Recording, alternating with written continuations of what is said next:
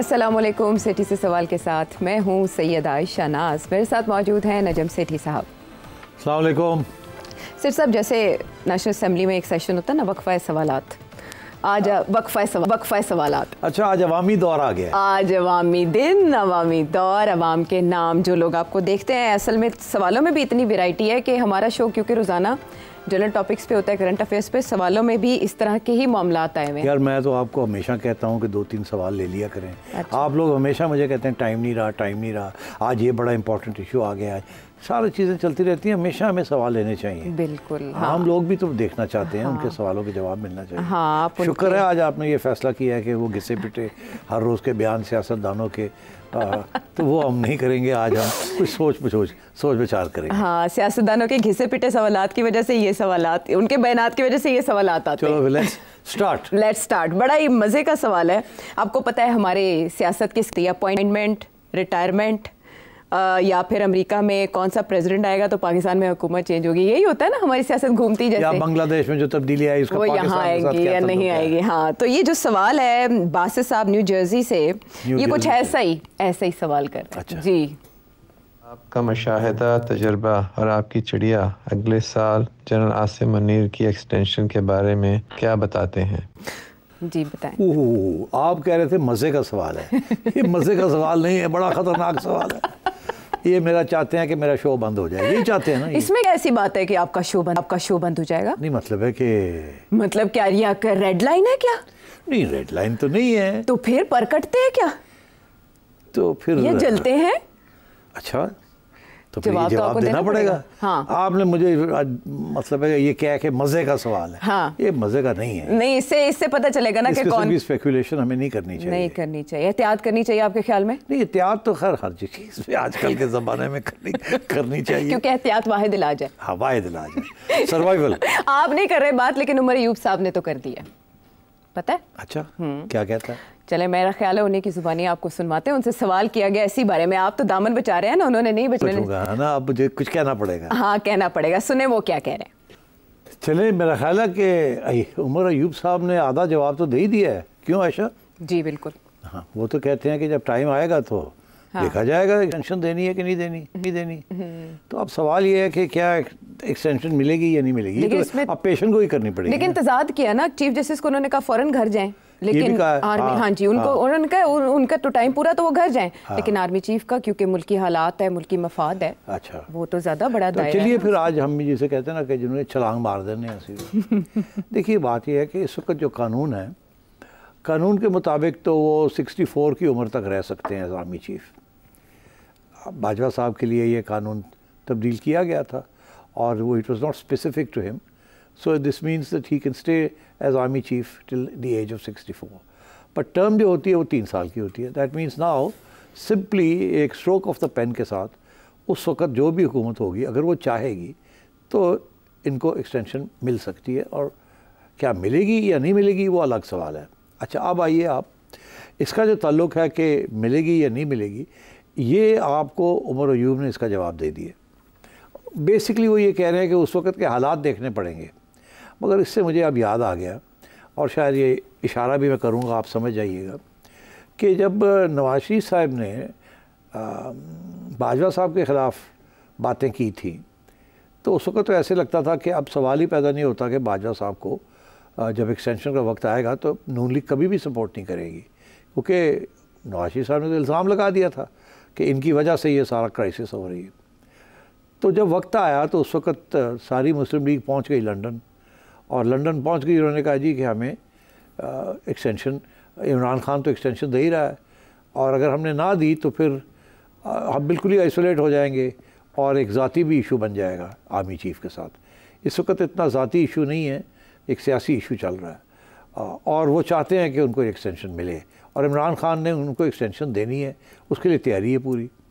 तो अगर हम बाहर बैठे रहेंगे तो फिर आगे हमें कोई मौके नहीं मिलेंगे कि हम दरार डालें इनके दरमियान। और जो हमारी सारी स्ट्रैटेजी है कि to divide the army chief from Imran Khan, वो फिर कामयाब नहीं होगी। ये जो प्रेशर हम डालने की कोशिश कर रहे हैं, इसलिए मेरा ख्याल है कि हमें भी इसको सपोर्ट करना चाहिए। अब उनकी वो सियासी फ़ैसला था कि जी अगर हम नहीं सपोर्ट करते तो फिर बिल्कुल कोई चांस नहीं है आखिर बाजवा साहब को के करीब होने का और दरार डालने का बिटवीन बाजवा साहब एंड इमरान खान। तो इसलिए बेहतर ये है, एक चीज़ होने जा रही है तो इस वक्त असूलों पे क्या खड़े होने की ज़रूरत है, इस वक्त मौका परस्ती होनी चाहिए। और मौका परस्ती यही है कि हम बाजवा साहब की एक्सटेंशन जो है उसको सपोर्ट करें, बाहर ना खड़े रहें। डिवीज़न नहीं होनी चाहिए इसके ऊपर। मियाँ साहब मान गए इस बात को, हालांकि वो खुश नहीं थे मगर वो मान गए। उन्होंने कहा चलो फिर ठीक है, अगर सारी पार्टी यही कह रही है तो कर देते हैं। और आखिर में हुआ क्या कि वो इनके काम आई, क्योंकि इन्होंने बाजवा साहब को न्यूट्रलाइज़ कर दिया उस एक्सटेंशन के साथ। और जब वक्त आया और वो थोड़े से मतलब है कि नाराज़ हो गए इमरान खान से या दूर होने लगे, वो सेम पेज में के क्रैक्स आने शुरू हो गए, तो ये जो पॉलिसी थी नून लीग की ये कामयाब हुई, क्योंकि इन्होंने बाजवा साहब के साथ रबते शुरू कर दिए और बाजवा साहब ने इनके साथ रबते शुरू कर दिए, और जिसकी वजह से फिर आखिर में इनको कामयाबी हुई और बाजवा साहब और इमरान खान के दरमियान एक दरार पड़ गई थी। अब सूरत हाल ये है कि उमर अयूब भी यही बात कह रहे हैं, बड़ी इंटरेस्टिंग बात है। और ये रिसेंटली जो इमरान खान ने जो बयान दिया है कि हम जो लोग जिन लोगों ने May 9 में हिस्सा लिया था, अगर उनके ख़िलाफ़ कोई एविडेंस है तो हम कंडेम करेंगे और उनको सपोर्ट भी, और अब सिपा सलार और इस किस्म की बातें करनी शुरू कर दी हैं कि उनको अटैक ना करें एंड सो ऑन। तो ये अब PTI की भी इसी किस्म की स्ट्रेटजी शुरू हो गई है कि किसी तरीके के साथ ये जो इशू बन गया है between Imran Khan and the army chief, इसको थोड़ा सा लाइटन किया जाए, इसको रिड्यूस किया जाए, ताकि अगर कल को कोई मौका आए तो हम भी उसी किस्म का रोल अदा कर सकें जो कि नून लीग के लीडर्स ने किया था विद बाजवा साहब, और आर्मी चीफ को थोड़ा सा न्यूट्रलाइज़ करें हम, क्योंकि वो ज़ाहिर है बड़े नाराज़ हैं इन लोगों के साथ जिस तरीके से उनके साथ रवैया किया गया, और उसके बाद खान साहब का शुरू में और उसके बाद खान साहब के हिदायत के ऊपर सारी PTI ने जो कुछ सोशल मीडिया पे उनके ख़िलाफ़ किया। तो ये अब उमर अयूब ने इस बात को खुला छोड़ दिया। अच्छा, अब ये इसका ये मतलब है कि उनकी उम्मीद ये है कि किसी न किसी स्टेज पे ये इशू खड़ा होगा और उन्हें भी सोचना पड़ेगा। इसलिए बेहतर यही है कि इसी वक्त कोई इस किस्म का बयान ना दिया जाए जिसके साथ सारे दरवाजे बंद कर दिए जाए। तो अब आइए आगे होगा क्या। अब मैं नहीं समझता कि इमरान खान को इतनी जल्दी रिलीफ मिलने वाली है, और रिलीफ बेसिकली इस्टेब्लिशमेंट की तरफ से ही है, क्योंकि इस वक्त issue between Imran Khan and establishment है या PTI एंड इस्टेब्लिशमेंट है। बिकॉज May 9 जो है वो उसको माफ़ करने के लिए वो तैयार नहीं है, क्योंकि that is a direct attack on the institution.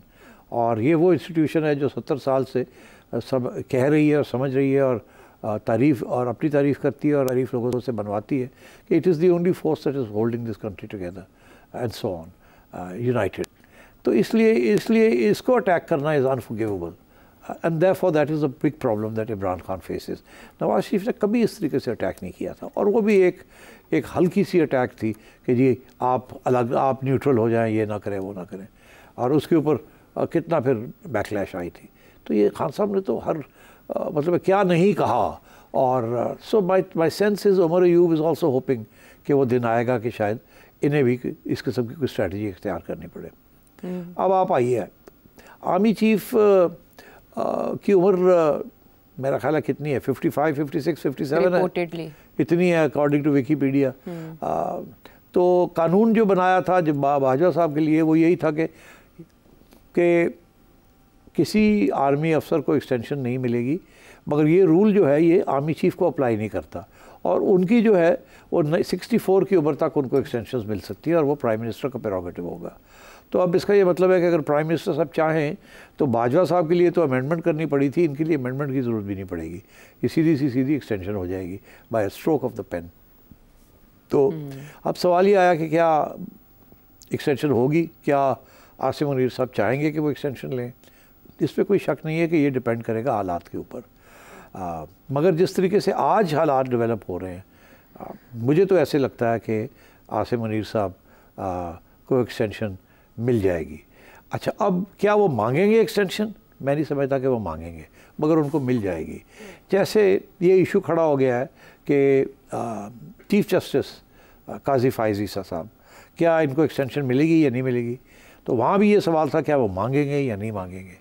और मेरा ख्याल है जो गवर्नमेंट कानून अमेंड करने जा रही है, और बिल्कुल यकीनी तौर पे कानून को अमेंड करने जा रही है, उसमें यही है कि सबकी एज जो है ब्यूरोक्रेट्स की, और याद रहे कि जजेस and generals come under grades also, government grades 22, 21, 22, तो उनकी अगर सारों सबकी जो एज लिमिट है वो 64 कर दी जाए या 63 कर दी जाए, from 60 to 63, so automatically they remain in their current positions and they don't have to retire. तो ये जो 3 साल की जो लिमिट थी आर्मी चीफ की, वो तो वैसे ही एक्सटेंड हो सकती है।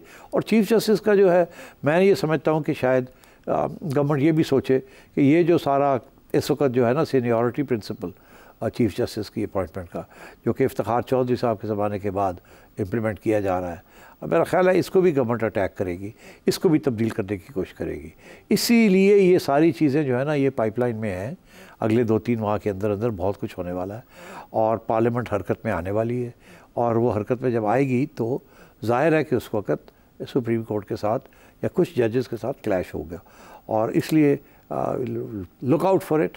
बट गवर्नमेंट इज़ डिटर्मिन्ड, 2-3 चीज़ें, army chief will stay, government will stay and parliament will stay, and Imran Khan will not be given any relief. ये इस वक्त की सूरत हाल है। यानी अभी तक की सिचुएशन के मुताबिक ये आपका एनालिसिस है। अगर एक्सटेंशन मिल जाती है तो chief justice will also stay, और 25 अक्टूबर को वो रिटायर्ड हो रहे हैं और 26 को उनकी सालगिरह है, अगर उन्हें एक्सटेंशन मिल जाती है तो सालगिरह का गिफ्ट भी मिल जाएगा हुकूमत अगर की तो तरफ से।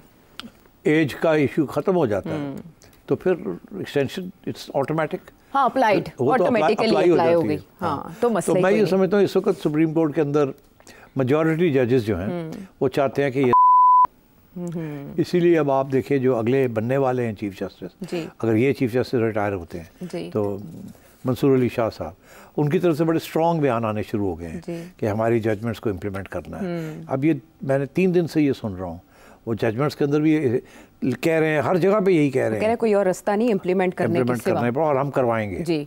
तो अब बात ये है कि जाहिर है कि उन्हें कोई शक है या फिक्र है कि ये शायद उनकी जजमेंट इम्प्लीमेंट ना हो।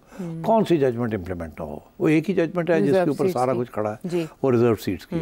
रिजर्व सीट्स अगर पार्लियामेंट जजमेंट सुप्रीम कोर्ट की को नहीं करती तो उसके बाद फिर और कानून पास कर देती है और इनके ऑर्डर्स नहीं फॉलो करती, तो then we have a serious problem on our hands. और मैं समझता हूँ कि सुप्रीम कोर्ट के अंदर भी आप ये जो डिवीज़न है ये खुली आम सामने आने वाली है। ये भी मैं पेशन गोई कर रहा हूँ। मुझे याद है 1998 में क्या हुआ था। 1998 में जो लोग हमारे व्यूअर्स हैं जिनको नहीं याद, मैं याद दिलाता हूँ कि 1998 में नवाज शरीफ साहब प्राइम मिनिस्टर थे। 97 की इलेक्शन 2/3 मेजॉरिटी से जीत के आए थे। Sajjad Ali Shah prime minister chief justice थे और फ़रूक लगारी साहब प्रेसिडेंट थे।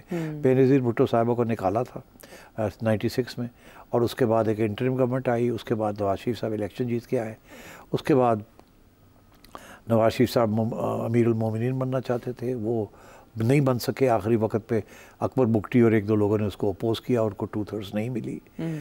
और उसके बाद चीफ जस्टिस साहब जो सजाद अली शाह साहब थे और फ़रूक लगारी साहब, फ़ैसला ये हुआ कि फ़रूक लगारी साहब से 8th अमेंडमेंट के पास ख़त्म करने हैं। अच्छा। और सजाद अली शाह को रैप ठीक करना कि ये गड़बड़ ना करें। और सजाद अली शाह गड़बड़ करने शुरू हो गए थे। तो उस वक्त फिर ये हुआ कि डिवीज़न हो गई। सीन्स हमें याद हैं कि मुस्लिम लीग नून के लोगों ने सुप्रीम कोर्ट के दीवानों टाप के और धमकी दी थी, और उस वक्त 12 जजेस एक तरफ हो गए और 1 जज एक तरफ था, और वो कह रहे थे कि ये जुडिशल कू है। और वो जुडिशल कू अंदर हुआ और उसकी वजह से सजाद अली शाह को अलग कर दिया गया। एक नए चीफ जस्टिस जजेस ने इलेक्ट करके बना दिए गए। अच्छा। और उनको खड़ा कर दिया चीफ जस्टिस। सजाद अली शाह ने फ़रूक लगारी को ख़त लिखा कि जी ये क्या हो रहा है, आप सुप्रीम कमांडर हैं, आप फ़ौज को कहें मुझे प्रोटेक्ट करें। अच्छा। सो फ़रूक लगारी साहब ने ख़त लिखा और फ़ौज ने कहा हम मिनिस्ट्री ऑफ डिफेंस में आते हैं। उन्होंने उनकी प्रोटेक्शन तो कर दी मगर फ़रूक लगारी का साथ नहीं दिया। फिर इसकी वजह से सजाद अली शाह को भी रिज़ाइन करना पड़ा और फ़रूक लगारी को भी रिज़ाइन करना पड़ा। तो जुडिशरी के अंदर हुकूमत ने, उस वक्त की हुकूमत ने एक रिवोल्ट, एक बगावत प्रोवोक करके और सजाद अली शाह की छुट्टी करा दी थी। तो अब क्या सूरत हाल है यहाँ? डिवीज़न्स जो हमें सबको पता है डिवीज़न्स हैं, 6-7 या 7-8 या इस तरीके से रेशो जो है। हाँ, इस वक्त तो बैलेंस जो है गवर्नमेंट के ख़िलाफ़ जा रहा है जी। मगर हमारी जो चिड़िया की खबरें हैं वो ये है कि इस बैलेंस को तब्दील करने की कोशिश की जा रही है। इससे ज़्यादा बात मैं नहीं करूँगा। तो इसलिए मैं ये कहूँगा अपने साथियों को, दोस्तों को, व्यूअर्स को कि स्टे ट्यून्ड, बहुत कुछ होने जा रहा है अगले 2-3 महीने में। जागते रहना तो सुनते रहना। हम वापस आते हैं एक ब्रेक के बाद।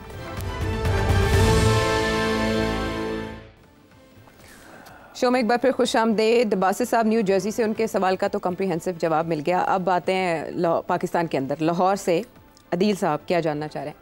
सेठ साहब, नवाज शरीफ 99 में भी और 2017 में भी तकरीबन 1 से 1.5 साल कैद में रहने के बाद मुल्क से बाहर चले गए। इमरान खान को भी कैद में 1 साल से ज़्यादा का अर्सा गुजर गया है। क्या मुस्तकबिल करीब में इमरान खान किसी मुल्क में जिला वतनी इख्तियार कर सकते हैं? और ऐसे में जब आप प्रेडिक्ट कर चुके हैं कि उन्हें रिलीफ भी नहीं मिलना, तो जिला वतनी ही ऑप्शन है? अच्छा देखिए, तारीख़ में ज़रा चलते हैं, फिर बड़ा ज़रूरी होता है तारीख़ को देखना। इस्कंदर मिर्ज़ा साहब प्रेसिडेंट थे और उन्होंने अयूब खान को कमांडर इन चीफ आर्मी लगाया। अयूब खान ने उनके ख़िलाफ़ कू करके उनकी छुट्टी करा दी और उनको फिर कहा कि आप चले जाएं यहाँ से और आप लंदन चले जाएं। उनको जला वतन कर दिया, वो लंदन चले गए। वहीं वो वफ़ात पा गए बहुत अरसे के बाद, वापस नहीं आए। उसके बाद मोहतरमा बेनज़ीर भुट्टो साहब की शहादत के बाद वो भी 1 साल जेल में रही और उसके बाद उनको भी ये कहा गया कि आप चले जाएं यहाँ से, जाना चाहती हैं तो चले जाएं। उन्होंने भी ये मौका ले लिया और कहा ठीक है मैं चली जाती हूँ। वो भी चली गई। उसके 1 साल के बाद साहब को भी ये मौका दे दिया गया कि आप भी चले जाएं यहाँ से, नहीं तो आपके साथ भी गड़बड़ हो सकती है। वो भी चले गए और वो वहीं बैठे रहे, आज तक वहीं हैं। और इजाज़त के बगैर जा कोई नहीं सकता था, तो इजाज़त दे दी गई। तो यहाँ हमारी इस्टेब्लिशमेंट का रवैया यही रहा कि बेहतर यही है कि ये बाहर चले जाएं, यहाँ ना रहें। यहाँ रहेंगे तो या जेल में रखना पड़ेगा और मसले हैं वहाँ जेलों में भी, ये अदालतों की वजह से, और या ये अगर बाहर रहेंगे तो तंग करेंगे और फसाद करेंगे। तो बेहतर ही, और हर रोज़ प्रेस कॉन्फ्रेंसेस होंगी, ये होगा वो होगा, तो बेहतर यही है कि इनको जाने दें। तो तारीख़ में तो फिर मोहतरमा भी चली गई। उसके बाद नवाज शरीफ साहब की बारी आई। इतना सख्त सज़ा दे दी गई थी, सज़ाए मौत दे दी थी मुशर्रफ ने इनको, और उसके बाद इनको भी मौका ढूंढ के डील करके और इनको कहा आप चले जाएं। ये भी फ़ौरन लपक के चले गए। जब मौका दे दिया जाता है तो सारे लपक के चले जाते हैं, और चले भी गए। मगर दिलचस्प बात यह है कि मोहतरमा बेनज़ीर भुट्टो भी 4 साल 5 साल बाहर गुजार के जब यहाँ हालात देखे कि अब सही हैं, मौका है, तो वो भी पाकिस्तान 1986 में आफ्टर 4 years और 5 years of exile in London वो वापस आ गई और आई, और बहुत बड़ी हिस्टोरिक रिसेप्शन हुई और ज़िया-उल हक साहब हिल गए क्योंकि इलेक्शन आ रहे थे आगे। वो और बात है उसके बाद क्या हुआ, मगर वो वापस आ गई। नवाज शरीफ साहब और बेनज़ीर भुट्टो साहब भी वापस आ गए from exile without completing their terms, जब जनरल मुशर्रफ के दिन ख़त्म होने जा रहे थे, और मोहतरमा ने एक डील करके वापस आ गई। और जब वो वापस आ गई उस वक्त डील ये नहीं थी कि वो वापस आएंगी, डील ये थी कि आपकी पार्टी को इलेक्शन में हिस्सा देने की इजाज़त दी जाएगी, आप लंदन में ही रहें, इलेक्शन के बाद अगर आपकी पार्टी जीतती है तो आप आ जाएं। मगर उन्होंने देखा कि मौका सही है, इस वक्त अफरा तफरी है मुल्क के अंदर, इलेक्शन अनाउंस हो गए हैं, सब कुछ तैयारी है, now is the time to go back, ये कुछ नहीं कर सकेगा, मुझे जेलों वेलों में नहीं डाल सकेगा। तो उन्होंने लपक के जहाज़ पकड़ा और आ गए। बहुत बड़ी रिसेप्शन उनकी कराची में हुई, और उसके बाद फिर उनके ऊपर 2 असैसिनेशन अटैम्प्ट्स भी हुई, एक कराची में और बाद में जो कामयाब नहीं हुई, और उसके बाद जो इस्लामाबाद पिंडी में जो कामयाब हो गई। तो जाहिर है कि उन्होंने एक अंडरस्टैंडिंग जो थी उसको तोड़ा था। उसके बाद उसी दौरान नवाज शरीफ ने सऊदी अथॉरिटीज़ को कहा कि अगर बेनज़ीर अपना मुआहदा तोड़ सकती है मुशर्रफ के साथ, तो फिर मुझे क्यों आपने रोका हुआ है, मुझे भी इजाज़त होनी चाहिए जाने की। उससे पहले उन्होंने कोशिश की, जैसे आई तो उन्होंने भी जहाज़ पकड़ के वो कोशिश की, मगर मुशर्रफ ने उनको वापस उसी जहाज़ में वापस भेज दिया। मगर जब बेनज़ीर लैंड कर गई पाकिस्तान में, तो उस वक़्त फिर अफरा तफरी थी, एक मसला बना हुआ था। तो फिर नवाज शरीफ ने कहा मैं भी आ रहा हूँ, और उन्होंने सऊदीज़ ने कहा हाँ अब मोहतरमा बेनज़ीर अगर जा सकती है तो फिर आप भी जा सकते हैं। तो वो भी वापस आ गए, और आपने देखा जो भी वापस आया, बेनज़ीर आई 96 में, उन्होंने 98 में गवर्नमेंट फॉर्म की, और 2007 में वो जब वापस आई तो बिल्कुल इलेक्शन उन्होंने जीतनी थी। उनकी वफ़ात के बाद भी, असैसिनेशन के बाद भी आसिफ ज़रदारी और पीपल्स पार्टी ने इलेक्शन जीत ली 2008 की, इसी वजह से। तो जब वो जो लोग चले जाते हैं वो बच जाते हैं, और जब वक्त आता है तो वो वापस आ जाते हैं, और जब वापस आते हैं तो हीरोज़ वेलकम मिलती है उन्हें, और वो हमेशा इक़्तिदार हासिल कर लेते हैं। तो ये तो हिस्ट्री है। अब इस हिस्ट्री में आप देखिए इमरान खान का फ्यूचर क्या है। अब अगर इमरान खान को ये छोड़ देते हैं और वो कहते हैं कि आप चले जाएं बाहर, और कोई डील हो जाती है इस किस्म की, तो सवाल दो खड़े होते हैं। क्या खान साहब ये डील एक्सेप्ट करेंगे कि मैं चला जाता हूँ और ठीक है, या वो एक कि नहीं मैं यहीं हूँ, मैंने नहीं जाना आवाम को छोड़ के, जैसे पहले लोग भागते रहे, मैं नहीं जाऊँगा, मैं भागने वालों में से नहीं हूँ। एक ये सवाल खड़ा होगा, और दूसरा ये सवाल खड़ा होगा कि क्या अगर यहाँ रहते हैं तो उनके साथ क्या होगा, और अगर वो वहाँ चले जाते हैं तो क्या वापस आ सकेंगे या नहीं आ सकेंगे। तो मुख्तसर जवाब ये है अब आपके सवाल का, ये तारीख़ के बैलेंस के अंदर, in the light of this जो रिकॉर्ड आपको बताया, कि रिकॉर्ड ये है कि जो पॉपुलर पॉलिटिशियन को एग्जाइल कर दिया जाता है वो किसी न किसी वक्त वापस आ जाता है, और जब वो वापस आता है तो वो आके इक़्तिदार हासिल कर लेता है, और वो उसी वक्त आता है जब उसे नज़र आ रहा होता है कि जो इस्टेब्लिशमेंट है उसके हाथ से पावर निकल रहा है, या आवाम खड़ी हो गई है, या what ever reason, could be war, could be internal strife, could be anything. तो अब क्या इस सूरत में क्या इमरान खान को ये इस्टेब्लिशमेंट इजाज़त देगी बाहर जाने का? मैं समझता हूँ नहीं देगी। अब आप पूछिए क्यों? क्योंकि पहले ही इस्टेब्लिशमेंट से तो दे दिया था, इनको नहीं देंगे। इनको इसलिए नहीं देंगे क्योंकि एक मेजर रीज़न ये है कि जब को दिया था बाहर जाने की इजाज़त तो उनकी बेस जो था वो पाकिस्तान में ही था, बाहर उनका कोई बेस नहीं था। इसी तरीके के साथ मोहतरमा को जब किया तो उनका बाहर कोई बेस नहीं था, और उनका बेस यही था, बाहर कोई ख़ास लिफ्ट कराने वाले लोग नहीं थे। नवाज शरीफ को भी जब सऊदी अरेबिया भेजा तो इसीलिए भेजा था कि शायद लंदन में उनका छोटा मोटा बेस था, उस वक्त नून लीग पॉपुलर थी, तो इसलिए सऊदी भेज दिया, मगर बाद में वहाँ भी उनका कोई ख़ास बेस नहीं बना। फ़र्क यह है कि इमरान खान का बहुत बड़ा बेस है एक्सपैट्रिएट पाकिस्तानीज़ में, यह अनप्रेसिडेंटेड। मतलब है कि कोई पाकिस्तानी 10 में से अगर आप 8 पाकिस्तानी मिलें आपको लंदन में या यूके में या यूएसए में, तो there all supporters of Imran Khan. ये बहुत बड़ी बात है। इमरान खान लंदन में बैठ के या न्यूयॉर्क में बैठ के एक टाइडल वेव क्रिएट कर सकता है, वो वहाँ बैठ के हर रोज़ इतने बड़े मजबे कर सकता है और इस किस्म की अप्रोच कर सकता है टू वेरियस गवर्नमेंट्स। वो इंटरनेशनल उनका स्टेचर ऐसा है, और उनके साथ क्लास प्रोफेशनल्स हैं कि दे कैन क्रिएट हैवक, और वहाँ से बैठ के वो इतना प्रेशर क्रिएट कर सकते हैं कि आप इमेजिन नहीं कर सकते। तारीख़ में बहुत से ऐसे केसेस हुए हैं जहाँ बहुत से लोग बाहर गए, उनका बाहर वो बेस ही नहीं था। आयतुल्लाह ख़ोमेनी भी बहुत अरसे के लिए बाहर में जला वतन था, मगर कोई ख़ास बेस नहीं था वहाँ। बस जब ईरान के अंदर हालात तब्दील हुए अवामी प्रेशर की वजह से, तो वो वापस आए और इनकलाब में हिस्सा लिया। व्लादिमीर लेनिन, उनका भी यही है, वो भी बड़ा अरसा लंदन में एग्ज़ाइल में थे, और उसके बाद जब रशिया के अंदर तब्दीली आनी शुरू हुई अवाम की वजह से, तो उन्होंने भी जलावती ख़त्म की और ख़ुद आ गए और बोल्शेविक रेवोल्यूशन को लीड किया और कामयाब हुए। तो खान साहब का तो बहुत बड़ा बेस है वहाँ, इसलिए मैं समझता हूँ इस वजह से खान साहब को नहीं जाने देंगे। अब आई बात कि जी खान साहब खुद जाना चाहेंगे कि नहीं। अच्छा, ये आपको हैरानगी होगी इस बात की, क्योंकि इसी वजह से, क्योंकि उनका बहुत बड़ा बेस है वहाँ और बहुत बड़ा सपोर्ट बेस है। सिर्फ ब्रिटिश कंजर्वेटिव पार्टी के अंदर भी सपोर्ट है उनका, और भी बड़ा सपोर्ट है इधर उधर। तो इसलिए ये खान साहब जो हैं वो जाना चाहेंगे। अब बहुत से लोग हैं वो कहते हैं खान कभी नहीं जाएगा, वो जेल नहीं छोड़ेगा। मैं समझता हूँ खान को आज आप कहें कि जी आप चुप कर जाएं, ये ना करें वो ना करें, इस हुकूमत को कंप्लीट करने दें टर्म, खान फ़ौरन मान जाएगा और खान चला जाएगा और वहाँ जाके मुकर जाएगा और खान वहाँ से हमले करेगा। इसलिए यही तज्ज़िया है इस्टेब्लिशमेंट का भी। ये मेरा तज्ज़िया सिर्फ नहीं है, उन्होंने भी तारीख़ पढ़ी हुई है और उन्हें भी खान के बारे में बहुत कुछ पता है। Khan is not Benazir Bhutto, Khan is not Iskander Mirza, Khan is Khan, जो इस स्टेज पे डटा हुआ है जिस तरीके के साथ और जिस किस्म की वो बातें कर रहा है। इसके बाद उसको फ्री करना इस्टेब्लिशमेंट के लिए बड़ा मुश्किल होगा, अनलेस और ये हमेशा इफ़ बहुत बड़ा इश होता है, अगर आवाम की ताकत इस्टेब्लिशमेंट की ताकत को चैलेंज करे और कामयाब हो जाए फॉर वट एवर रीज़न, तो फिर तब्दीली आ सकती है।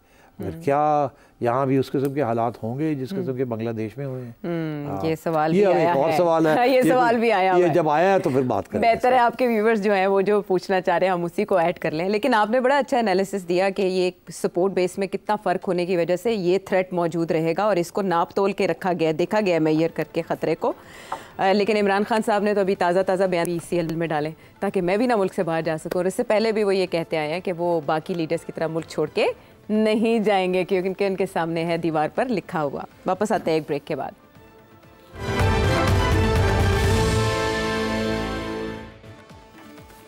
शो में साथ देने का शुक्रिया। आप जो जिक्र छेड़ा है सेठी साहब ने, हम उसी पे बात करेंगे और इसी पे सवाल जो आया है वो मोहम्मद कासिम साहब हैं सऊदी अरब से। जी, क्या बांग्लादेश में किसी अमेरिकन CIA या जो मोसाद इसराइल की जो खुफिया एजेंसी है उनका हाथ नहीं है? अगर उनका हाथ है तो मुझे जो शक पड़ता है इमरान खान की तरफ से जो भूचाल मचाया हुआ है उसको चिंगारी देने के लिए क्या ये एक डेमो नहीं दिखाया गया पाकिस्तान के अवाम को? हाँ, इंटरेस्टिंग सवाल है। पहले बांग्लादेश को टैकल कर लेते हैं।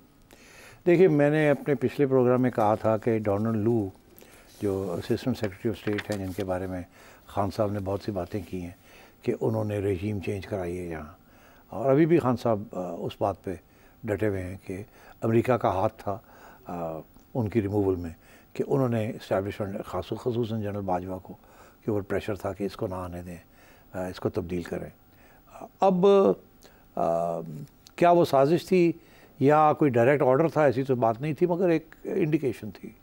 This is Khan Sahab's position. अच्छा, अब सूरत हाल ये है कि बांग्लादेश के अंदर भी लोगों ने ये बात लिखी है, स्पेशली इंडियन कमेंटेटर्स, वो ये कह रहे हैं कि अमेरिका का हाथ है इसमें। वो कैसे है ये नहीं कह रहे कैसे है, और ये भी नहीं कह रहे क्यों है, मगर क्या ये ज़रूर रहे हैं कि डोनाल्ड लू जो है वो आया था, उसने मुलाकातें की थी इधर उधर, और उसके बाद उसका एक रोल भी रहा है अमेरिकन स्टेट डिपार्टमेंट में, रेजीम चेंज जहाँ जहाँ रेजीम चेंजेस हुई हैं या रेजीम को चेंज करने की कोशिश की जा रही है। अब वो अमेरिका का इंटरेस्ट क्या हो सकता है, और अगर इंटरेस्ट है तो किस तरीके से रेजीम चेंज कराएंगे। पहली बात तो ये है कि रेजीम चेंज कराने के तो दो तरीके होते हैं थर्ड वर्ल्ड कंट्रीज़ में। एक ही होती है कि क्योंकि रेजीम चेंज आर्मी करती है आमतौर पे कूज के ज़रिए या इनडायरेक्ट प्रेशर डालने के लिए, तो उनके जो अमेरिकन मिलिट्री इस्टेब्लिशमेंट है उनके हर दुनिया की मिलिट्री इस्टेब्लिशमेंट के साथ राब्ते हैं। बांग्लादेश की मिलिट्री इस्टेब्लिशमेंट के साथ भी राब्ते और पाकिस्तानी मिलिट्री इस्टेब्लिशमेंट के बड़े तवील और सीरियस राब्ते रहे हैं और हैं अभी भी। और जब एक मुल्क डिपेंडेंट हो जाए किसी दूसरी इस्टेब्लिशमेंट के ऊपर for weapons supplies and also for aid, तो फिर ज़ाहिर है वो राब्ते जो हैं वो बड़े मजबूत होते हैं और बात सुनी जाती है। मगर क्या बांग्लादेश में क्या सिचुएशन थी? अब बांग्लादेश में आर्मी बड़ी माइनर फैक्टर है, it's not a major factor like in Pakistan. तो और उनके भी कोई ख़ास लंबे चौड़े कोई कू मेकिंग आर्मी नहीं है अभी इस स्टेज पे। तो क्या अमेरिकनों ने आर्मी को उकसाया? नो। स्टूडेंट्स को उकसाया? अच्छा, अब जब ये स्टूडेंट्स की बात आती है तो फिर हमें याद आता है कि पाकिस्तान के अंदर भी इस किस्म का एक मूवमेंट चला था, it was called the PNA movement. उस वक़्त भी जमात इस्लामी और अपोजिशन को जुल्फ़िकार अली भुट्टो के साथ के ख़िलाफ़ काफ़ी एविडेंस है कि अमरीकनों ने पैसा चलाया था और इशारे किए थे कि निकालो इसको, और ज़ियाउल हक साहब चीफ थे, तो यकीनी तौर पे बाद में उनको भी उनके ऊपर भी प्रेशर होगा कि आप इसको निकालें। और उसकी वजह यही थी कि भुट्टो साहब ने यूनाइटेड नेशंस में भी और हर जगह पे आंखें दिखाई थी वेस्टर्न पास को, और उन्होंने दो चीज़ें की थी जिसके साथ वेस्टर्न पास बड़े नाराज़ थे। जैसे खान साहब के साथ नाराज़ थे उस तरीके के साथ भुट्टो साहब के साथ भी नाराज़ थे। One issue was the nuclear programme जो उन्होंने इनिशिएट किया था, जिसके ऊपर सख्त खिलाफ थे वो कि ये क्या कर रहा है, और गुस्सा था। और दूसरा ये था कि जी इन्होंने इस्लामिक समिट की थी कॉल लाहौर शहर में, और इनका कोशिश ये थी कि उस वक़्त दो ब्लॉक्स थे ग्लोब में, एक था एंटी कम्युनिस्ट ब्लॉक ने, ये उस वक़्त के जो नेटो, सेंटो सीटो, इस किस्म के बगदाद पैक्ट से, और दूसरा जवाहरलाल नेहरू और यूगोस्लाविया के सदर टीटो और इस किस्म के लोग थे जिन्होंने, और चाइना, जिन्होंने एक थर्ड ब्लॉक बनाने की कोशिश की थी, the neutral block. Bandung conference में के बाद एक कॉन्फ्रेंस हुई थी, उसमें ये फैसला, और भुट्टो साहब ने सोचा कि, और उसमें इंडिया का बहुत बड़ा रोल था, तो भुट्टो साहब ने सोचा हम उस ब्लॉक पे तो नहीं हो सकते जिस ब्लॉक में इंडिया है, तो भुट्टो साहब ने इस्लामिक समिट करके एक चौथा ब्लॉक बनाने की कोशिश की। अच्छा, जब ये, और वो चौथा ब्लॉक में वो कामयाब होने जा रहे थे, मगर इसीलिए that was one of the reasons he had to be removed, because इस्लाम का ब्लॉक जो था was not acceptable to any of the other 3 blocks. तो इसलिए भुट्टो साहब को जाना पड़ा। अब आइए यहाँ कोई ऐसी सूरत हाल नहीं है। Bangladesh is insignificant. बांग्लादेश में कोई ख़ास अमेरिकन इंटरेस्ट नहीं है। इंडिया के इंटरेस्ट थे, और वो इसी दो हद तक के पाकिस्तान के साथ एलाई ना करें, क्योंकि एक वक्त था जब बांग्लादेश की सरजमीन से इंडिया के ख़िलाफ़ कुछ कार्रवाई होती थी, खुफिया कार्रवाई हमारी एजेंसियां करती थी। तो इंडिया को ये भी था कि एक, अब जबकि अब आजकल जो इल्ज़ाम है वो नेपाल के ऊपर है कि नेपाल के अंदर से हमारी एजेंसियां create problems for Indians and so on, और वहाँ भी कि बांग्लादेश से भी ये करते हैं। तो इसीलिए हसीना was supported by India because she cut off all relations with Pakistan. Khalda Zia, on the other hand, had good relations with Pakistan, and so therefore India was supporting Hasina Wajid. And the Americans, उनका सिर्फ एक interest था कि हसीना वाजिद जो है वो China के करीब ना जाए, इंडिया के करीब ज़रूर रहे। इनफैक्ट इंडिया के ब्लॉक के अंदर बिल्कुल वेलकम। आखिरी स्टेजेस पे हसीना ने इंडिया से थोड़ा दूर होने की कोशिश की, और उन्होंने चाइना के साथ कम्युनिकेशन खोल ली, और उनको कोई रेल लाइंस और रोड लाइंस देने का फ़ैसला किया, क्योंकि इंडिया के साथ रिवर्स और पानी के ऊपर प्रॉब्लम्स हल नहीं हो रहे थे। तो उन्होंने सोचा कि थोड़ी बहुत लेवरेजिंग की जाए, जिसकी वजह से इंडिया भी नाराज़ था और अमेरिका भी नाराज़ हो गया, क्योंकि आजकल के ज़माने में इंडिया, अमेरिका कोई भी एक्सेप्ट नहीं कर सकता किसी को भी कि वो चाइना के करीब हों, बिकॉज बहुत बड़ा कॉन्ट्रडिक्शन और क्लैश आ रहा है और चल रहा है बिटवीन अमेरिका एंड चाइना। अब वो रशिया वाली चीज़ इतनी नहीं रही जितनी वो जब फ्यूचर का सोचते हैं तो वो चाइना का सोचते हैं। तो इसलिए मैं समझता हूँ कि इसमें ज़रूर ये हो सकता है कि थोड़ा बहुत अमेरिकनों का हाथ हो, मगर कोई एविडेंस नहीं निकली इस वक्त तक। इंडियंस बड़े कन्विंस्ड हैं 2 बातों के। एक भी वो ये कहते हैं कि ये साहब जो हैं यूनस, ये जो हैं ये बड़े प्रो अमेरिकन हैं, और हमेशा इनको अमेरिका की और वेस्ट की सपोर्ट रही है। इसके ऊपर बाद में हम बात करते हैं। और दूसरा ये कि चाइना की वजह से कि हसीना का करीब होना अमेरिकन का भी इंटरेस्ट आ चुका था। मेरा ख्याल अगर था तो इतना ही होगा कि नॉट दिया होगा कि we don't mind get rid of या it's okay, no problem. But क्या उन्होंने कोई डिलिबरेटली कोई चीज़ प्रोवोक की, मैं नहीं समझता। इतना इंटरेस्ट नहीं था उनका। मगर क्या अगर ये ऐसे हो, would it suit them? Yes, why not. चलें, ये जो क्राइसिस वहाँ क्रिएट हुआ है इसमें अपॉर्चुनिटी देख रहे हैं कोई काशिफ साहब दुबई से? जैसे अब ये बांग्लादेश के हम हालात देख रहे हैं, और हसीना वाजिद और उनकी फैमिली जिस तरह से डीप रूटेड है इंडिया के साथ, इस तरह से अब अगर जो नई गवर्नमेंट आती है, ये अगर पाकिस्तान से कुछ मदद मांगते हैं या पाकिस्तान से कुछ ताल्लुकात बढ़ाते हैं, हम पहले भी मशरकी पाकिस्तान थे, तो आज फिर से क्यों नहीं दोबारा से हम इकट्ठे हो सकते? क्या पाकिस्तान भी आगे कदम बढ़ा सकता है, या ये आज भी इंडिया से डर के पीछे हट जाएगा और कहेगा कि नहीं नहीं नहीं, हम नहीं कुछ भी कर सकते? देखिए, इस वक्त बांग्लादेश की तरफ से बिल्कुल कोई किसी किस्म की पेशकदमी नहीं होगी प्रो पाकिस्तान। इस वक्त आपने बयान सुन लिया है जो नए इंटरिम एडवाइज़र हैं, जो कि प्राइम मिनिस्टर ही समझे आप, कि उनके जो 3 इस वक्त ऑब्जेक्टिव्स हैं।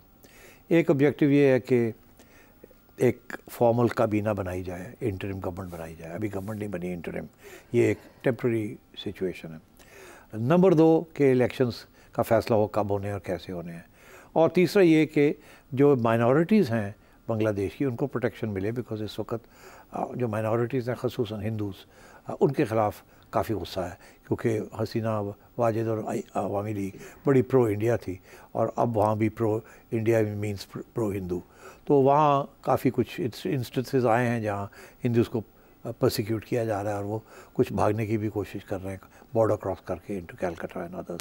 तो सबसे पहले आज जो बयान आया उन्होंने यही कहा है कि अगर ये जो अटैक्स हो रहे हैं माइनॉरिटीज़ के ऊपर, नाम नहीं लिया उन्होंने, मगर उनका जो इशारा है वो हिंदुओं की तरफ है कि ये अगर अटैक्स बंद नहीं होंगे तो मैं रिज़ाइन कर दूँगा। बड़ा सख्त स्टेटमेंट है।